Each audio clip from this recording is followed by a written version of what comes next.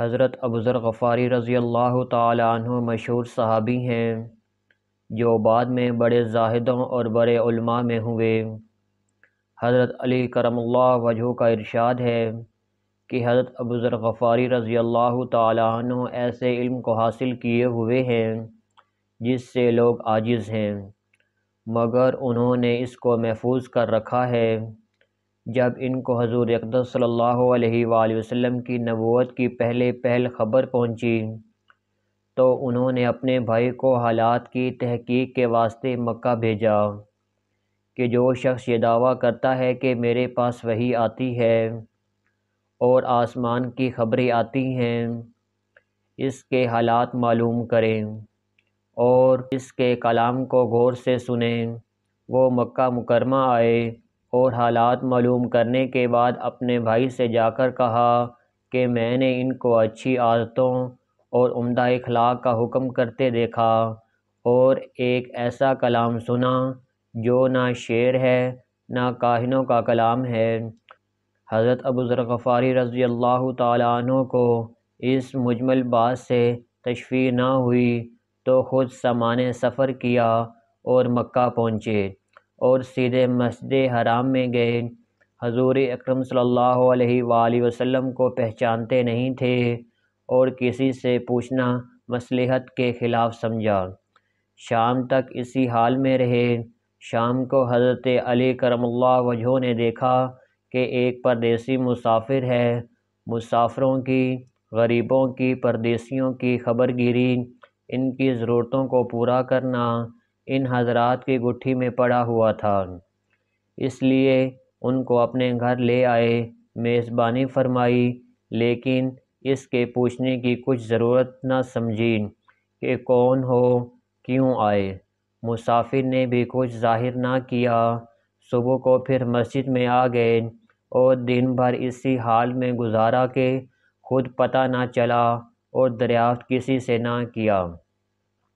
غالباً اس کی وجہ یہ ہوگی کہ حضور اکرم صلی اللہ علیہ وآلہ وسلم کے ساتھ دشمنی کے قصے بہت مشہور تھے۔ آپ کو اور آپ کے ملنے والوں کو طرح طرح کی تکلیفیں دی جاتی تھیں۔ ان کو خیال ہوا کہ صحیح حال معلوم نہیں ہوگا اور بدگمانی کی وجہ سے مفت کی تکلیف علیحدہ رہی۔ دوسرے دن شام کو بھی حضرت علی رضی اللہ تعالی عنہ کو خیال ہوا کہ پردیسی مسافر ہے، بظاہر جس غرض کے لیے آیا ہے وہ پوری نہیں ہوئی، اس لیے پھر اپنے گھر لے گئے اور رات کو کھلایا سلایا، مگر پوچھنے کی اس رات کو بھی نوبت نہ آئی۔ تیسری رات کو پھر یہی صورت ہوئی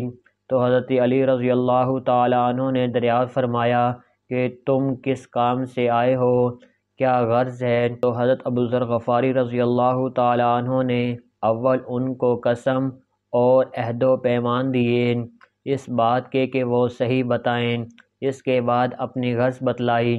حضرت علی کرم اللہ وجہہ نے فرمایا کہ وہ بے شک اللہ کے رسول ہیں اور صبح کو جب میں جاؤں تو میرے ساتھ چلنا، میں وہاں تک پہنچا دوں گا، لیکن مخالفت کا زور ہے، اس لیے راستہ میں اگر مجھے کوئی شخص ایسا ملا جس سے میرے ساتھ چلنے کی وجہ سے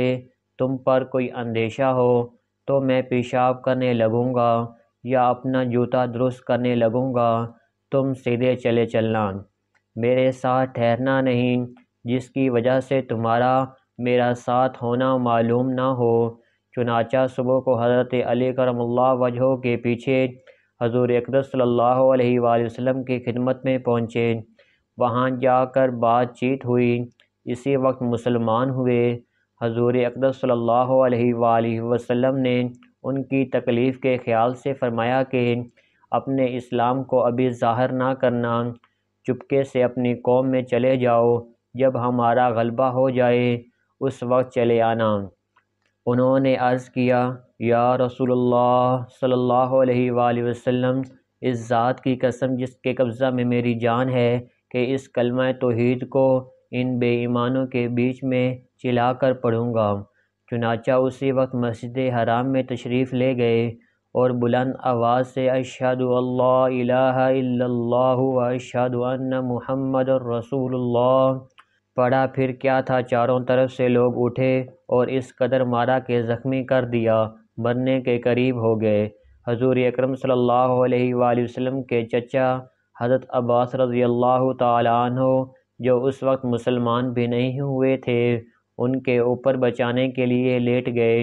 اور لوگوں سے کہا کہ کیا ظلم کرتے ہو، یہ شخص قبیلہ غفار کا ہے اور یہ قبیلہ ملک شام کے راستہ میں پڑتا ہے،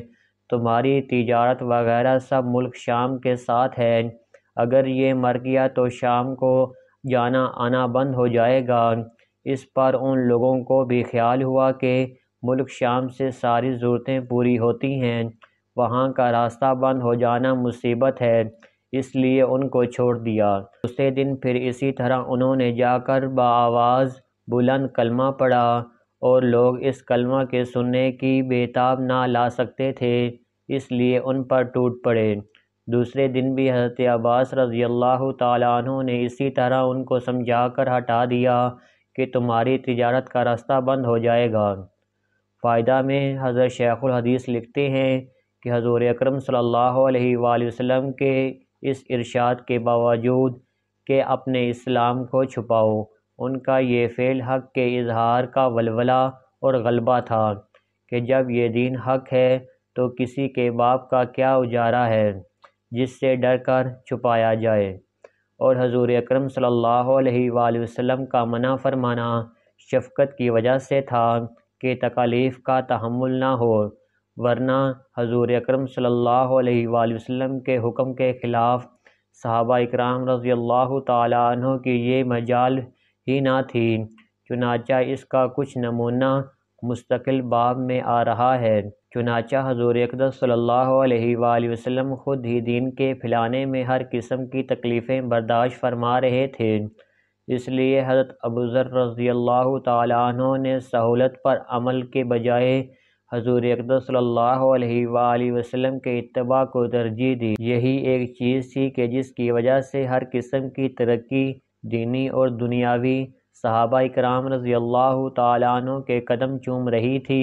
اور ہر میدان ان کے قبضے میں تھا کہ جو شخص بھی ایک مرتبہ کلمہ شہادت پڑھ کر اسلام کے جھنڈے کے نیچے آ جاتا تھا، بڑی سی بڑی قوی قوت بھی اس کو روک نہ سکتی تھی اور نہ بڑے سے بڑا ظلم اس کو دین کی اشاعت سے ہٹا سکتا تھا۔